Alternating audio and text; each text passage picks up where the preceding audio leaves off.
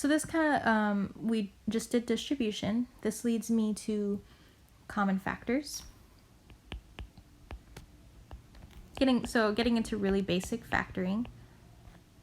Okay, so common factors.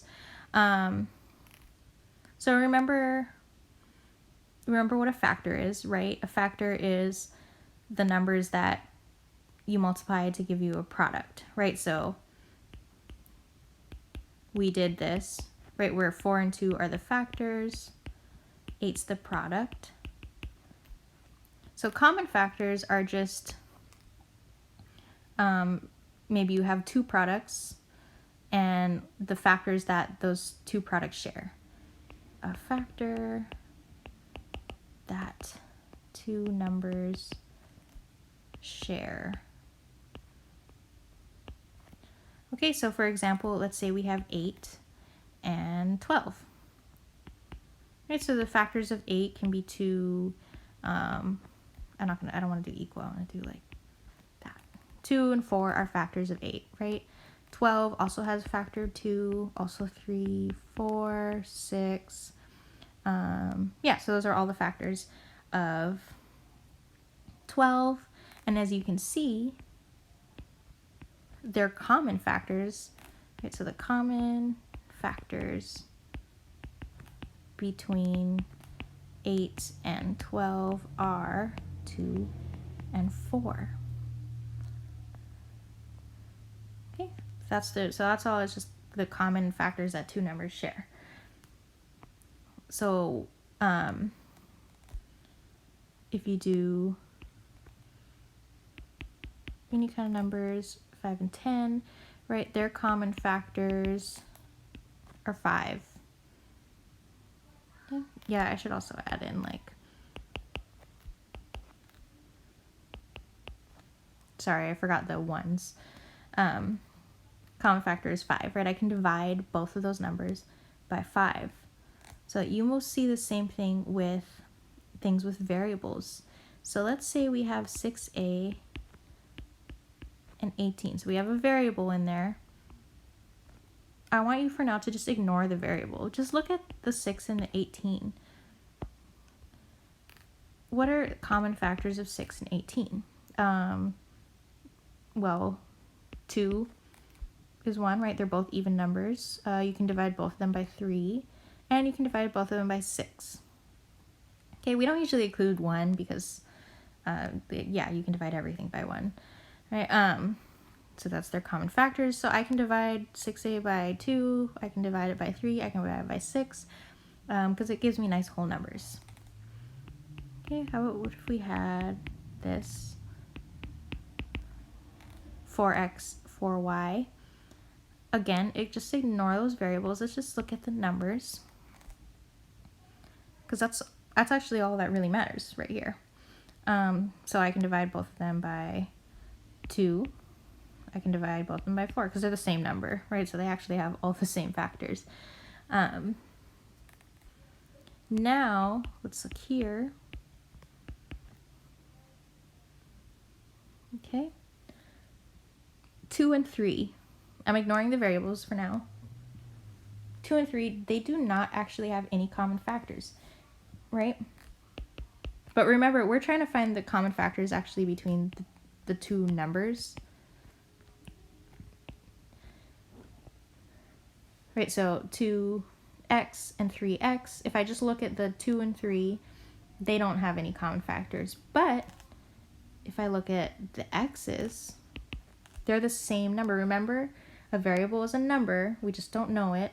But because they're both x, that means they're the same number. So just like up here where we both had 4, they're the same number. So obviously 4 is a factor for both of them. These two are the same number. So obviously that means x is a factor for both of them, right? X is equal to 1 times x, right? 4 is equal to 1 times 4. I can divide both these numbers by 4. I can divide both these numbers by x. So this is their common factor. Right, so even though there was nothing with the numbers, they both shared a variable that they were both multiplying by. And so therefore, that's a factor for them. Right, if you think of it in terms of like if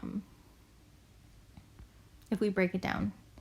So 2x is the product, oops, right?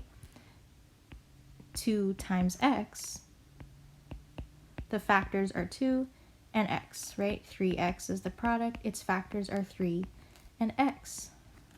There's their common factor. When you think about it, again, I know it's a weird concept, but just remember x is a number. We just don't know the number yet, but both of them are being multiplied by that number. They're both being multiplied by x, therefore they both have the same factor in them. Okay. Let's just do a few more with variables. Okay, so maybe you have 2x squared. Okay, so I always like to just start out with the numbers. I don't see any common factors between 2 and 5. Now let's look at these. These are both x times x, right? So we have 2 times x plus 5 times x. They both have x times x. Therefore, their common factor is x squared. Sorry if I separate it.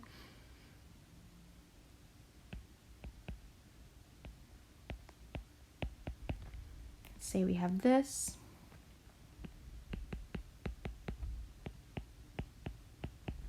This is where you have to pay attention to your exponents. In this example, they actually only share one x. So even though one is x squared, the other one is just has x. I already looked at, 5 and 7 don't have common factors, but they both have one factor of x at least. So their common factor here is x. Okay?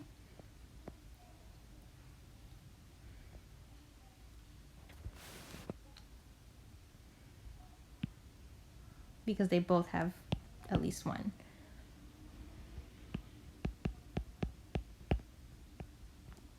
Then our last example, 3x plus 2y. If we look at the 3 and the 2, they don't have any common factors. We look at the x and the y, they don't have any common factors. So common factors, none. They don't have any. Okay, and sometimes that happens. Right? But you want to know how to distinguish this, find those common factors between numbers, because if you do move on with algebra, you are going to factor a lot of things for fractions, right? So if you think of the distributive property, so we're going to go over factoring. Sorry, I should write that. Factoring expressions with variables. Right, so 4 times x plus y. We did distribution, right? So 4 times x plus y is 4x plus 4y. But let's say I want to go from, so we went one way, I want to go backwards. I want to go from here to there. So how do I go backwards? How do I factor this? So before I distributed, I was multiplying, right? These are our factors. This is our product. This time I want to factor this. So this is my product, and I want to get to the factors. What are they? Right up here. I mean, we know what they are. They're right up here, but we're going to figure out how do we do that. So this is where the common factors come into play. I want to find what is the common factor between my two separate numbers that are added together. We actually did this up here. We found that 2 and 4 are our common factors, right here. We usually go for the biggest one, the biggest common factor. That's just the simplest way. When you do move on to factoring, we'll do that more so later too. It's going to be easier to simplify your fractions and things like that when you find the biggest factor. Okay, so we want to find the biggest one. So I know that my common factors between 4x and 4y are 4. So I'm going to take it out. Okay, I'm factoring it out essentially. And then I have to figure out, so this is one factor. right? 4 is 1, and I figure out 4 times what would give me 4x plus 4y. Well, if I think 4 times x would give me 4x, right? I want to carry over that plus sign. 4 times y would give me 4y. So I just factored it. So you have to find the common factor between our two separate numbers, and then you have to, that's going to be your first factor, and then you have to figure out what you would multiply it by to get your original problem. Okay, so let's just do more examples.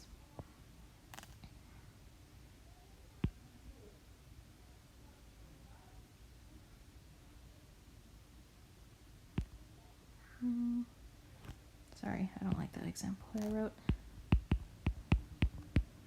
Okay, so I have my two numbers here. First thing I want to do is find out what's the common factor, right? So maybe it's telling you factor this, right? Factor. So what's the common factor between 5x and 15? They don't share any variables, so that's not a common factor, right? But 5 and 15 definitely have a common factor of 5, right? I can divide both of those by 5.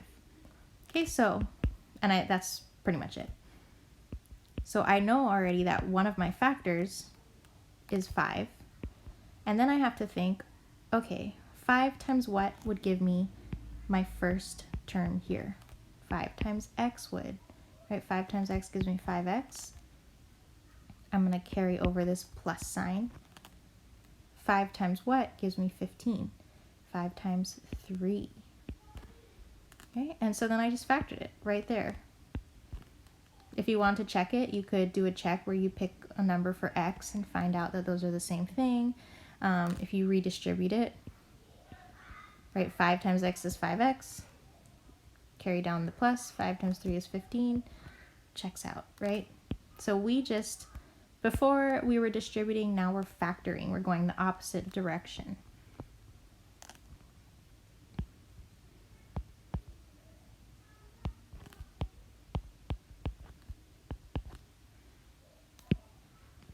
Okay, so we'll find a common factor. If you look at the numbers, 2 is a common factor, right? If we look at the variables, x is a common factor, and I can actually combine them and make my whole common factor 2x. So that's my common factor. I'm going to put that here, right? The common factor always goes, that's going to be your first factor. And then I figure out 2x times what gives me 2x squared. That would be 2x times x, right? Because 2x times x is equal to 2 times x. This combines and you get 2x squared, which is what I want because that's right here. Carry over my plus. 2x times what gives me 4x? That would be 2, right? 2x times 2 is equal to, we can use the commutative property, 2 times x is equal to 4x. Okay, which is, again, what I wrote right there.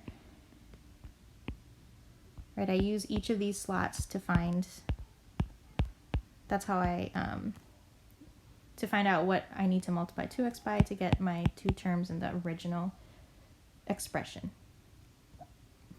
Right, so we just factored that out. Sometimes some people might just do the 2 or some might just do the x. I like to combine them because you're actually simplifying it more that way. Factoring it more efficiently, I should say. All right, so that is basics